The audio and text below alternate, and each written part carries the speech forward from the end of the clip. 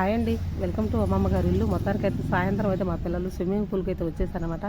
ఇది ఊరి చివర చాలా ప్రశాంతంగా ఉందండి. ఇక్కడ వచ్చేసి చూడండి, మనకి ఎవరికైనా అడ్రస్ తెలియకపోయినా సరే ఎవరైనా చెప్తారనమాట. అన్నపూర్ణాదేవి గుడి, సాయిబాబా స్కూలు దగ్గర స్విమ్మింగ్ పూల్ ఎక్కడండి అంటే చాలా చక్కగా మనకి అడ్రస్ అయితే కనుక్కోవచ్చు అనమాట. అవసరం అయితే లొకేషన్ కూడా పెట్టుకొని వెళ్ళొచ్చు. ఇంకా మేము వెళ్ళామని మా పిల్లలు చూడండి సంతోషంతో ఎగిరి గంతులు అయితే వేస్తున్నారు. ఇక పిల్లలకి స్కూల్లో సెలవులు ఇచ్చారు కాబట్టి ఇలా వాళ్ళకైతే ఇది చాలా వినోదం అని చెప్పాలి. స్విమ్మింగ్ చేయడం వల్ల ఈత రాని వాళ్ళకి అలా పైపులు అయితే మనకి వాళ్ళ దగ్గరే ఉంటాయండి. మనం ఇంత ఇచ్చి తీసుకోవాలన్నమాట. మనకి ఓన్గా కొనుక్కోవడం అనమాట. గంటకి 200 లెక్క తీసుకుంటున్నారు. పిల్లలు అయితే చాలా బాగా ఎంజాయ్ చేస్తున్నారండి. ఇలా హాలిడేస్లో పిల్లలకి ఎంజాయ్ చేయడం అంటే ఎంతో సహజం అనమాట. ఈ సైడ్ అయితే చిన్నపిల్లలకి ఈత నేర్చుకోవడం చాలా చక్కగా 4 ఫీట్ల లోతు మాత్రమే ఉందండి.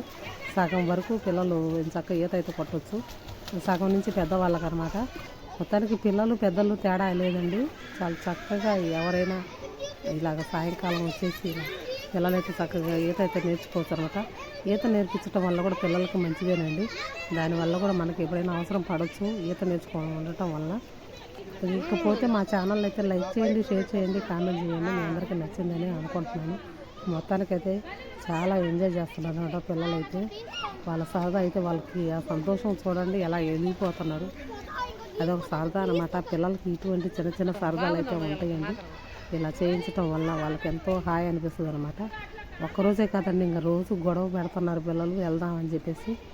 కాకపోతే గంటకి 200 అంటే నలుగురు ఉన్న కాడ 1000 రూపాయల దాకా అవుతాయండి. పిల్లలు సంతోషంగా ఉండటమే కావాలి కాబట్టి ఇలాగైతే నేర్పించడం మంచిది అని చెప్పేసి నా అభిప్రాయం అనమాట. మా ఛానల్ ఎలా ఉందో కామెంట్ చేయండి. ఫస్ట్ వీడియో పెట్టాను, ఇది సెకండ్ వీడియో అండి. సాయంకాలం మేము కూడా వాళ్ళు ఈతలు కొట్టి వచ్చిన దాకా కూడా అక్కడే ఉన్నామండి. మా పిల్లలు మేమందరం ఫ్యామిలీతో వెళ్ళి చాలా సరదాగా ఎంజాయ్ చేస్తున్నారు. మా పిల్లలు అయితే మాత్రం చూడండి ఎంత బాగా ఎంజాయ్ చేస్తున్నారు. మనకి చాలా అందుబాటులో ఉందండి స్విమ్మింగ్ పూల్ అనేది. ఇంతకుముందు లేదు కానీ ఇప్పుడు మనకి ఇక్కడ రీసెంట్గా పెట్టారు కాబట్టి పిల్లలందరూ స్కూల్లో అయిపోయిన తర్వాత చక్కగా స్విమ్మింగ్ చేస్తున్నారు. పిల్లలు హైదరాబాద్ నుంచి వచ్చారు కాబట్టి చేసుకున్నారు. మొత్తానికి ఎంజాయ్ చేసేస్తున్నారు పిల్లలైతే. చాలా బాగుంది.